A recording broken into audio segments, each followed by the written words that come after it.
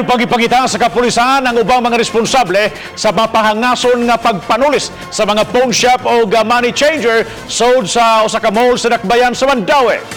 Upat sa mga suspek ang napatay og laing 5 ang naaresto na. Bana sa PNP nga 136 million pesos tanan ang kantidad sa alahas nga nadagit. Wapay labot ang moabot 6 milyones pesos nga cash. Dugang detalye sa report ni Nico Sereno. Mag alas 8 sa gabi initong Sabado gisud sa mga armadong tao ang mall sa Maydan AS Fortuna, Barangay Bacilid, Mandaue City. Dungan nga gibiktima ang usa ka pawn shop, duha ka jewelry stores ug money changer. Ilang gidisarmahan ang pipila ka gwardya sa wa pa gipangransak ang mga estante dayong sakiyo sa mga alahas ug kwarta. Mga 1 week na nila giplano ang kaning buhat nila sa pagpang-rob nila sa mga jewelry. And dugay na sila, 1 week na silang na-address sa Mandaue.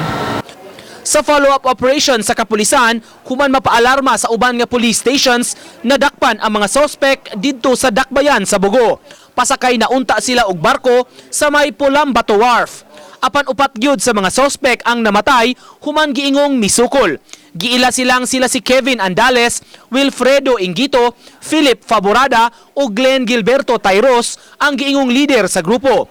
5 ang nangadakpan, sila si Arnel Simafranca, Ruel Sumingit, Julivin Kirante, James Gomez ug June Candelaria. Gikan Bugo Police, giturn over na sila sa Mandaue City Police Office aron paghikay sa ipasakang kaso.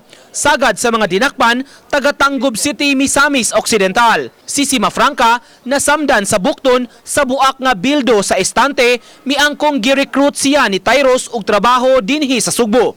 Ang tahas niya paghipos sa mga alahas nga gitunol kuno niya sa ilang kauban. Mohipos ra. Hindi mo kubalong ang gamit ng mga kuwan na kuratan po tayo kuwan. Sino sila? Driver. Ang mga driver. Rider.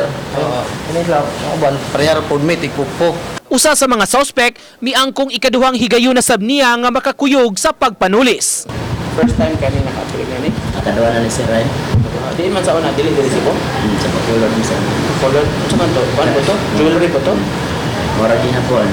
Gitanaw sa kapulisan, 12 ngadto sa 15 ka mga tao tanan ang responsable. Samis group. Based doon sa istorya. Tapos sila po ang involved katong robbery sa Bacolod. Confirm. Dito sa Bacolod wala. Kaya ang istorya is kadito na ko pag human sa his sakay ko dahil barko. Pareha po dire.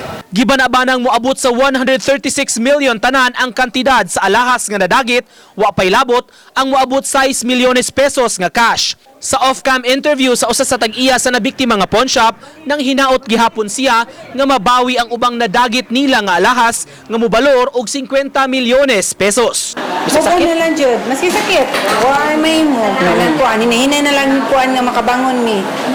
Nga maka-recover mi. Ana, mura. Wa tay lain choice. Kung naay nga maka-recover sa makuha sa mga pulis, so mas mayo. Uban ni Marlon Melgazo, Nico Sereno, Balitang Bisdak.